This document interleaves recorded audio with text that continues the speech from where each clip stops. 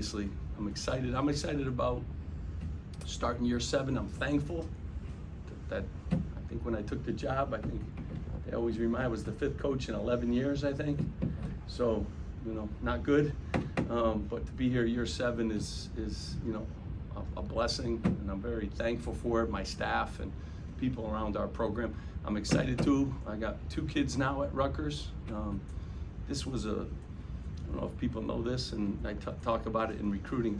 The most applicants ever in Rutgers University history this past year. The highest standardized test, the highest GPAs. It's the most talented, gifted class that's come here in a long time. So like a lot of great things happening, at this university, and our president's awesome. There's a great energy, with this university. A lot of great things going on. So thankful to be the head coach again, and always excited. This is a unique, little bit different year. Every year is different for me, different obstacles. This group has been, they've been really good. They've been injury-free up until, today, really, missing a couple guys. Dean's been out. This was Dean's first practice back in a while, so he's missed, so just been banged up a little bit. But feel real good. 60% of our minutes, 62, whatever that is back. No one in the portal, which I appreciate. They've stayed here. I appreciate that these guys have come back. They have a lot of choices now, and thankful that they've all come back and took on, more responsibility, more roles, like our newcomers that we added, like the, guys that have improved. We're going to play a great schedule like we always do. You guys know what this league is, iron all over the place. We'll be challenged in a lot of places.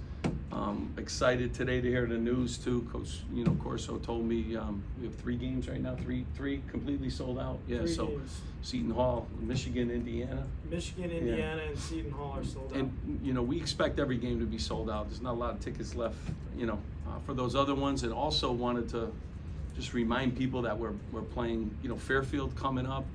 That is the only game that people can get 100 level or 200 level tickets.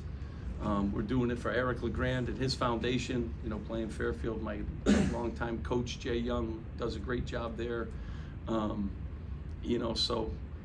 Those tickets, we tried to make those affordable and, obviously for a great cause, going to Eric LeGrand. But if you want 100 level or 200 level, that'll be the only game that you can get them for. So, try to jump in and bring your families and that. And again, Eric obviously is an ambassador to Rutgers and to everybody. So it goes to a great cause. So appreciate that. Jerry, you want to kick it off? Sure, Steve, just to follow up about the 2 guys who were missing, Caleb and Antonio, what can you tell us about how they're doing?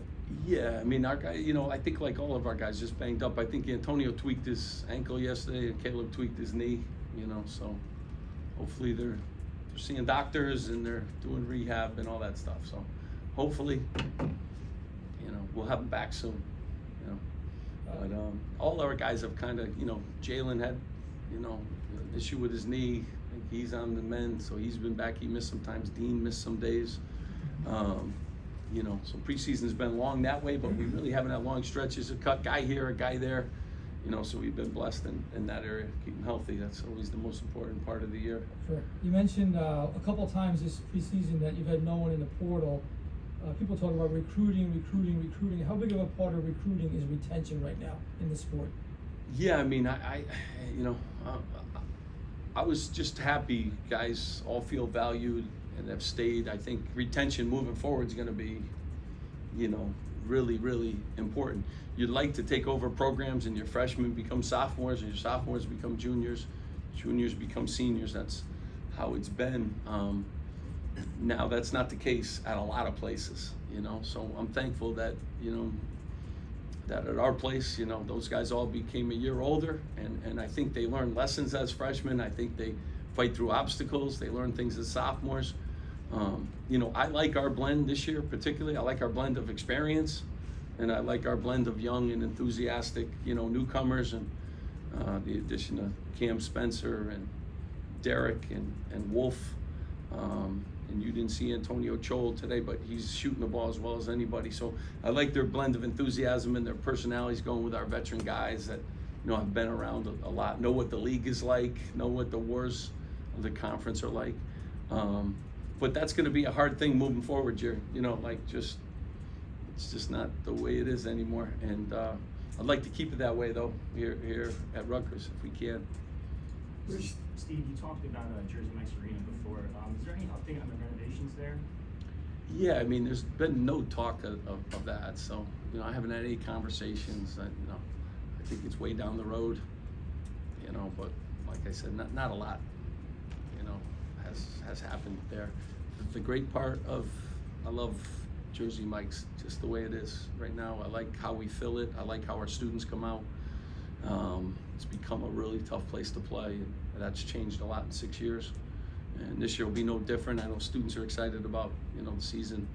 So, you know, somewhere down the road that'll happen, and you know, I'm not too worried about that right now, to be honest with you. A lot of other things to worry about. Aaron? Coach, you've talked before about new players in the program needing a year to acclimate. Cam Spencer obviously has a lot of experience, led the Patriot League in scoring. How is he acclimated to the program, and how's he going to help this year? I mean, just it's done a really good job, like in our locker room. You know, the guys really like him a ton. I mean, he's mature. You know, he came as soon as he could come, so he's been here all summer long. And you know, you see his game. You know, he does more than shoot. That's the great part. He can really pass the ball. He's a good anticipator off the ball. You know, he's led us in steals a lot of days in practice, along with Caleb, obviously. But yeah, he's been a nice addition. He's built. He's strong. I mean, he never gets tired. He's in great shape. You know, he was the leading scorer in the Patriot League. So I always say this. You know, when you get a guy who's leading scorer in the league, everybody on the other team is trying to stop that guy. So if you're still scoring 20 points a game against the best defenders, you know, but he's blended in. The guys really respect him. He's in the gym like he lifted this morning, practice now. He'll be the first guy shooting after practice, and then he watches film. A real good student, another great kid from a good family. You know, he's, you know, very, very nice addition to our program, and most importantly to our locker room. Go ahead, Adam. Thanks. Steve, I think in the video, when you were in Minnesota, I was watching the video, you said you see Caleb potentially being a National Defensive Player of the Year candidate this year. You see him in that mold. He's already coming off winning Big Ten Player of the Year, Defensive Player of the Year. So what is the next step that he could take that would even get that national attention and garner that? Like, what else, what's his next level? Yeah, I mean, you know, once you're at this league and you become National Player of the Year, you should be in the, you know, conversation for National Player of the Year. Anyways, he was last year a little bit, but you know, he's improved in a lot of areas already. You know, but he feels more confident with our stuff. I'm going to give him more freedom to roam and to, you know, maybe gamble a little bit more than I have in the past. So, you know, he's such a good anticipator off the ball. But I also think he can guard, you know, post players. Like we have him at times guarding Cliff, you know, in practice. Not on a regular basis, but like he can sit down and guard 1 through 5, which very rarely can guys do. He's strong enough, tough enough to do that. You know, but again, he's a little different in that he likes to take on, you know, when we mix teams up, I'm gonna guard Cam today, I'm gonna guard, you know, he switches who he guards. Like he tries to challenge himself in a lot of ways. His maturity, you know, on that end of the floor too, and his maturity to challenge himself in practice with different guys really makes him a little bit unique. But yeah, he can get better. He can get better, you know, and you know, I think he takes that. He realizes how it's helped him and how that end of the floor is 50% of the game, but 98% you're gonna just talk offense. That's just the way it is. 98% of what's put out in social media, everything's about that end of the floor, but people now are starting to realize with him, you know, he's really special, you know, down that end of the floor and stuff. So we're gonna have to talk about him a little bit more because, you know, I always say this too, and you know, people oftentimes they'll talk about, you know, how many points this guy scores or this guy scores. Whenever you have a player that can take the best player on another team and, you know, you really should add those 12 points to his ledger and then tell me how much he averages, you know, but nobody looks at basketball that way. It's just,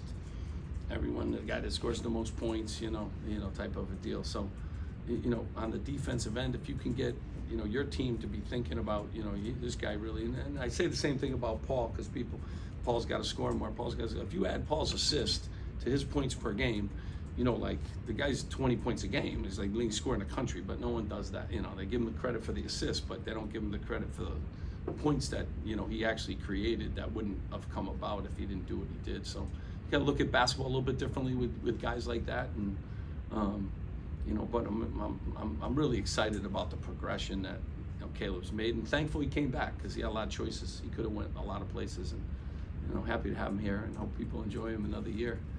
I certainly will. Steve?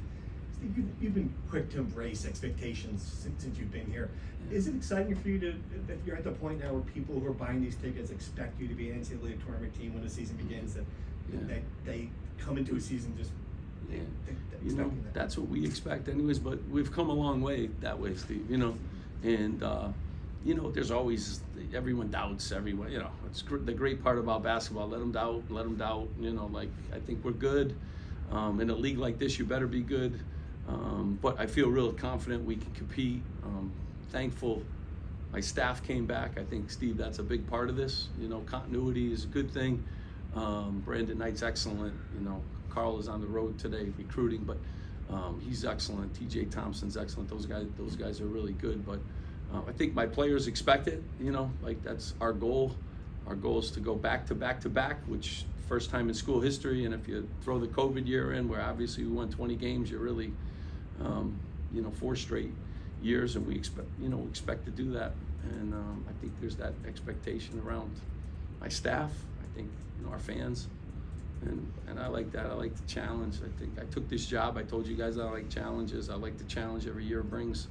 But you got to be good to go to the NCAA tournament, and especially in a league like this, and you got to play through losing streaks, and you got to play through injuries. You're not winning every game. This is 9 teams went last year. We've had the most teams go to the NCAA tournament the last 3, 4, 5 years. I don't know how many, Jerry. So everybody's good. Every game on the road just about is sold out. I don't care who you're playing. It's tough. But I like that those are the expectations. Those were that way when we didn't have anybody at Jersey Mike's too. Now we're just been able to have, some success, and hopefully we continue to build off that. Chris? Just with Wolford, what have you seen from him so far, and how do you feel like his football background maybe will help physically kind of make the adjustment to this league? I'm really excited about Wolfhawk. He's, when you watch film too, you get more excited about him. So he has never played basketball for 12 months in a period. It's only been 6 is the most. So he's been football 6 months, and 6 months for his whole life. Now you start seeing, like, he's been with us now for 6 months, what can happen the next. He's a great passer. He's got a really good feel around the basket. He goes up against Cliff every day, and there's some days that Cliff, he's scoring on Cliff on a regular. He's shooting the ball better. He picks up things defensively. Yeah, so, I always love getting those guys that haven't been full-time, because some kids have been full-time since they were 2 years old.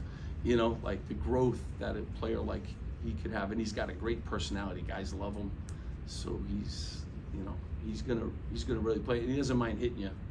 I think that's what the football stuff does, which, like, he does, he kind of likes it, and he kind of enjoys. I cracked him hard in practice. I'm like, he's on our team, my man. So just be a little bit careful. Save it for somebody else. But I really like he brings a good energy too. He's got a good motor, so he's getting better. Jade? Yeah. Steve, I'll talk about the other freshmen here. When we were here in August, you had a lot of good words to say about Derek Simpson. How much has his progression improved in the last month and a half? Yeah, you know what, Derek's been really good. I think it's always the challenge that these guys have, especially with veteran guards. So, like, his first few workouts, I had Caleb guarding him the whole time, because I wanted him to have a tough day.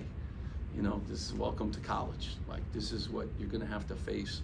He's really playing his way through that now. He's becoming a little more creative. He's really athletic. And so that's the first thing. He knows how to play, and he's really coachable. But he's learning those freshman things. So you You got to fight through screens. These are real screens. You got to stay in the stance the whole possession. You got, end of the shot clock. You got to know who you're throwing it to, and he's getting himself into good shape. I think the biggest adjustment, high school kids just aren't in college shape, so, and that's hard. That's hard to learn. So he's getting there, but we're really excited about him. He's going to play, can break down defenses, and, some days he's a problem for all of our guards to stay in front of. And then you see other days like he looked like a freshman, and we'll be all right. Hopefully we'll have less and less of those days and more of those other days, moving forward here. But there's a lot on, especially that position, there's a lot on guard. I'm thankful Jalen's back in the mix now too, because Jalen kind of helps him a little bit too. Jalen's a good talker, and he helps him in his adjustments. We'll go Dom and then Ellis. Steve, I'm just curious about Cliff. Last year was the breakout year, and I've seen all the accolades in the preseason that he's earned, and deservedly so.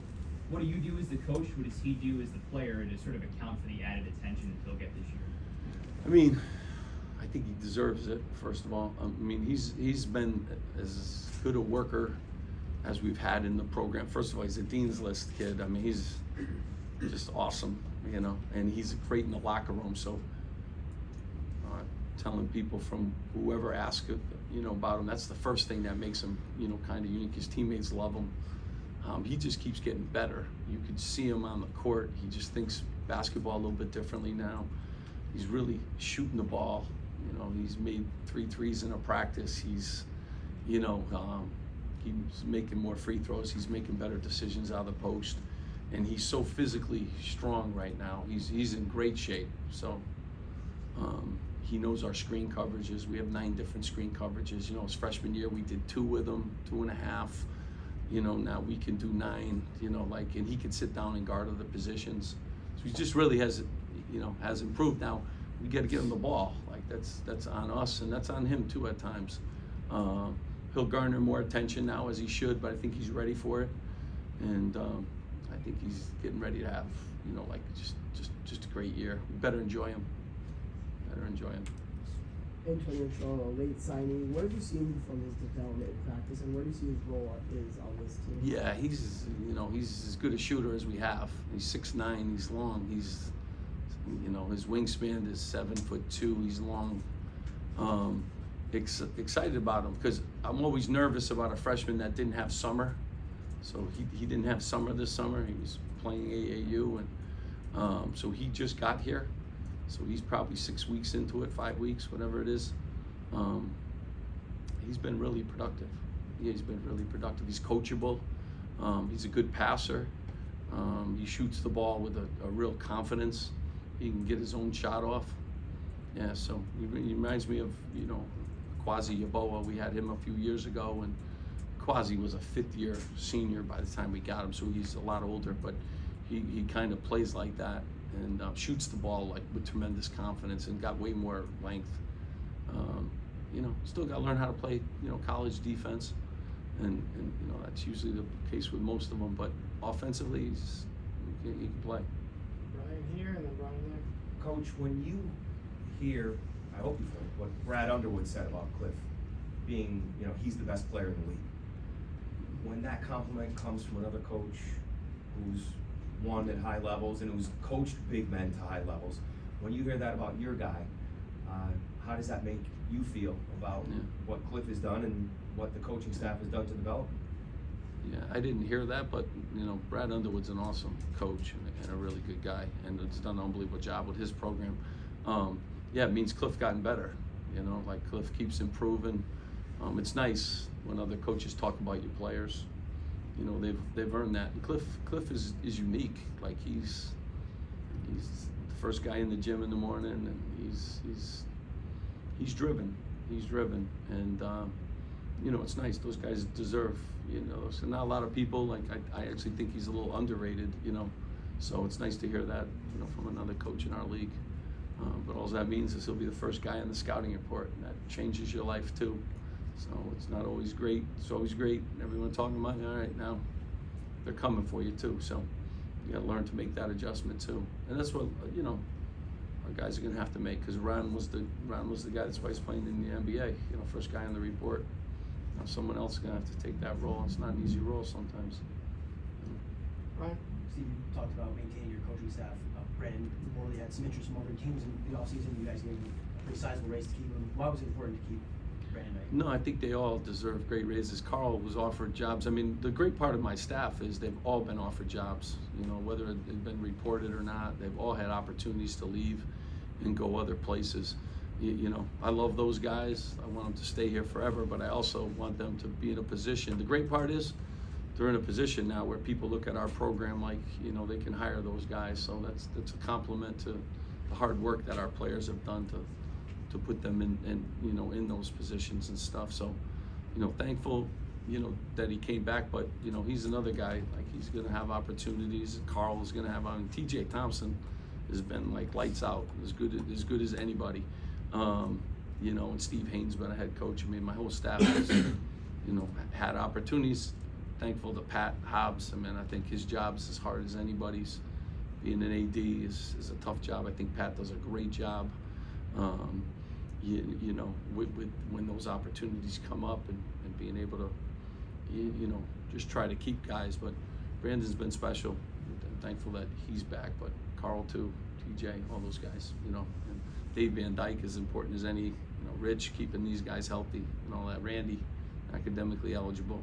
Great GPA, so you know it's important. Sometimes you know, change happens. Guys, Jay Young went to Fairfield. It was a great opportunity. He wanted to be a head coach, you know, and that, you know, was great for Jay. And then our program grew in different ways when he, you know, so it's always those opportunities. Give other people opportunities, and you know, so it's a good day. You don't want to lose guys, but you know, it's a good day when they get those good opportunities. Steve, following up, and you just mentioned Jay, the exhibition game against Fairfield a week from Sunday, and the great cause that's going toward with Eric and his foundation. How did that game come about? Obviously, your relationship with Jay goes back to Stony Brook. What are you looking for from that game from your side? Just how did that come about? You know what? I you know, we've been playing close scrimmages the last few years and stuff, and I just thought it was maybe time to put the lights on before the season starts. So these guys have an opportunity to play in front of, you know, home crowd. Some of the young guys get a chance. And, you know, 2 close scrimmages, really, nobody's in the gym, you know what I mean? So it's a different environment. So I'm hopeful that, you know, that environment will help them for the, you know, first game when we kick off, especially our young guys, the new group, and Cam, and, you know, all those guys that haven't played, you know, here. And I also know Jay's gonna well coached, and I know they're gonna play great defense, and, you know, respect what he's done, you know, too, for his program. And then Eric LeGrand is like the greatest.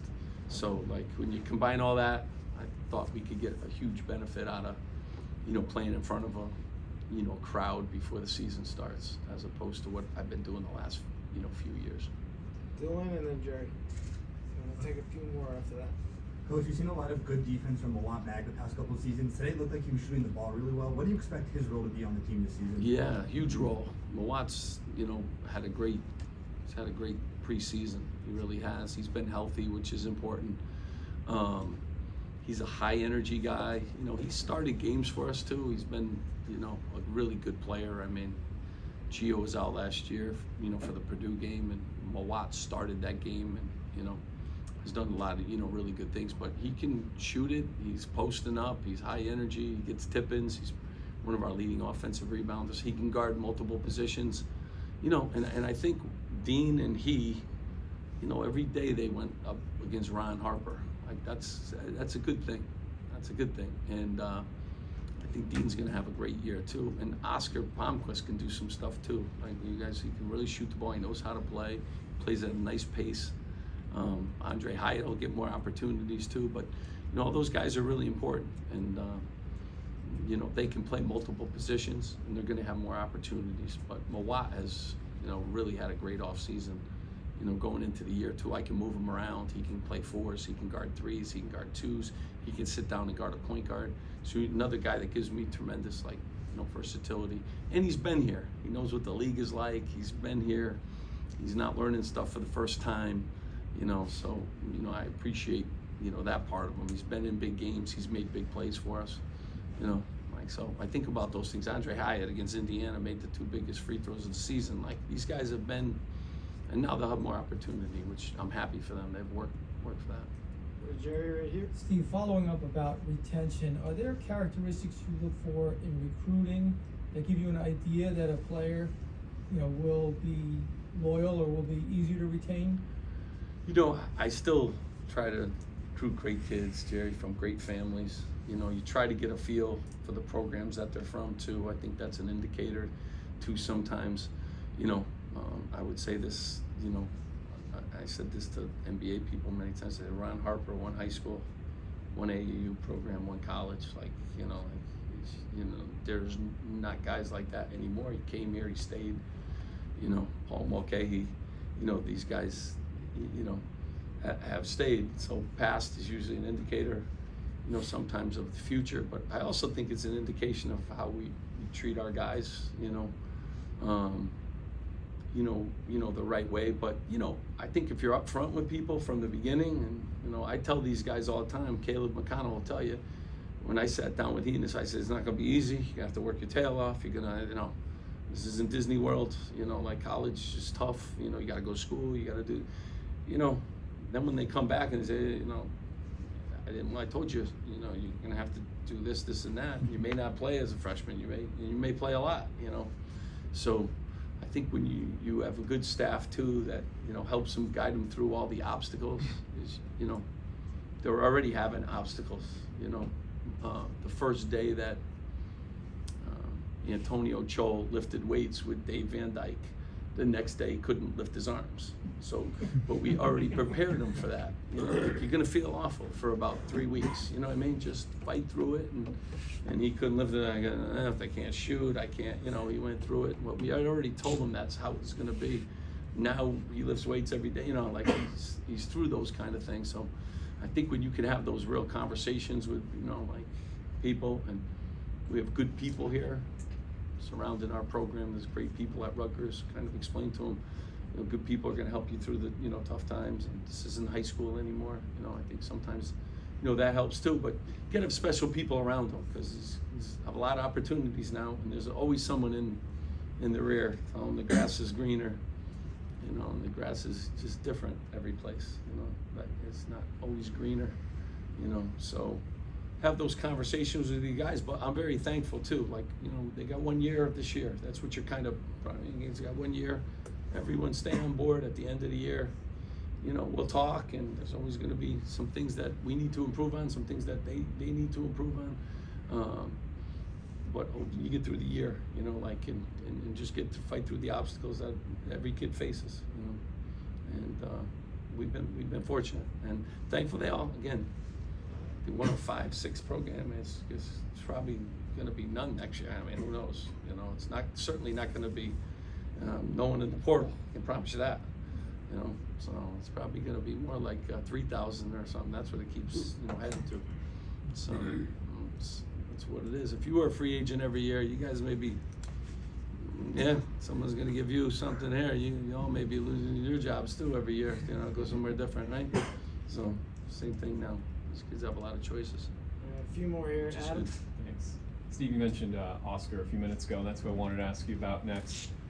We saw him run with the 2s and 5-on-5s earlier. Yeah. From his, I guess this is the start of his third year in the program now. So from his second year to his third year, how have you seen him improve, or in what areas have you seen him improve, and what role do you imagine for him now? Yeah, this has been the first time, he's healthy finally. He's always had some injuries and some backs and some foots and some things like that. He's real mature now. He's another guy in line to graduate and stuff.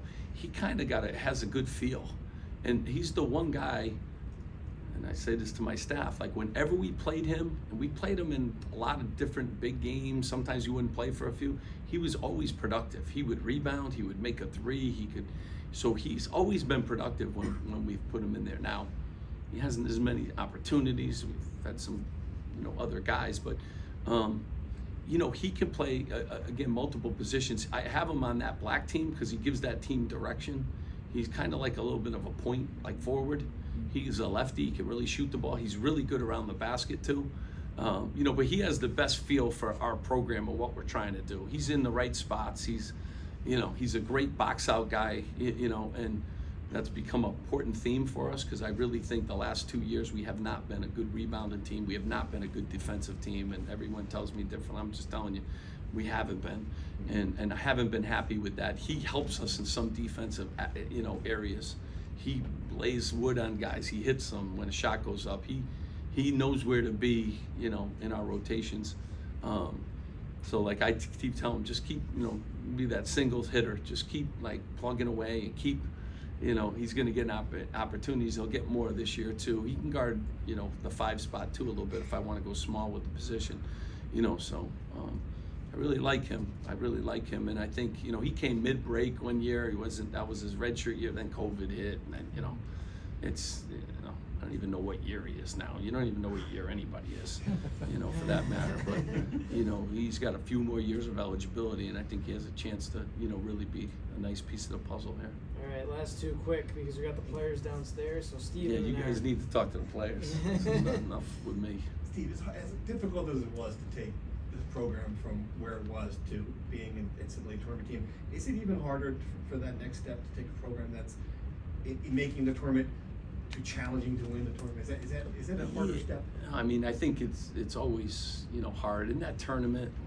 It's just, there's a lot of factors that go into, the tournament and stuff. But it's hard to be good every year, especially in a league like this. Someone's not going to be good, and they're probably going to be pretty good, And it's just not because they're not good. It's because the league is so good. And I look at some of the games last year, and this was the year that every game, it seemed like in our league, went down to one possession. So you could flip a lot of records with, one bounce of the ball or a bad call or a good call or, those kind of things. So it's so competitive, but, that's the challenge. Every year brings different challenges too. I'd like to, you think a guy's coming back, he had a great year last year. It doesn't mean he's having a great year this year.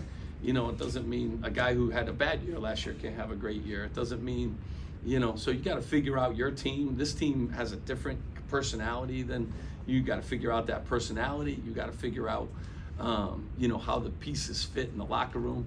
And, I was saying this to somebody the other day. I mean, everyone asked a lot of questions about Ron and Gio. Well, Ralph Agee was a really important part of our team last year, and Luke Nathan. No one talks about them. They don't score points.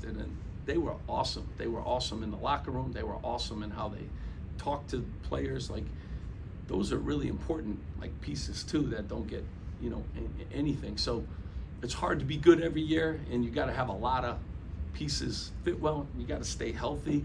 I mean, as you guys know, COVID's flying around still. You got there's a lot of things that that go into it. Prep time for games, how your team's playing. When you play a team may be playing great. You play them. You may not be playing great. It doesn't mean you're not a good team. It's just maybe you were a good team later on and you weren't good then, and maybe they were really good then playing with good confidence, and then they weren't later on, and then people say, that team wasn't good. Well, when we played them, they were really good. That team was really good when we played them, and they were believing in themselves. You know what I mean? So our season's so long, so you got to get through all those obstacles, and I say obstacles, and sometimes you guys and it's so true, and they come in every day. I walk into my office.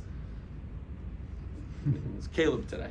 He's been great, Caleb, Antonio can't. He's been our best shooter. He can't. All right, so now someone else says. Now Mawat was playing the 3 spot today. Mawat's been playing the 4. But that was good. I like to see him, at that position too. So there's just so many obstacles that go in, to being good, and everyone can't be good, especially in a league like this, or perceived to be good, because someone has to finish, last, and that kind of thing. But I like the challenge that I'm at now. Considering 6 years ago, the challenge was, I like this challenge, and I like this group.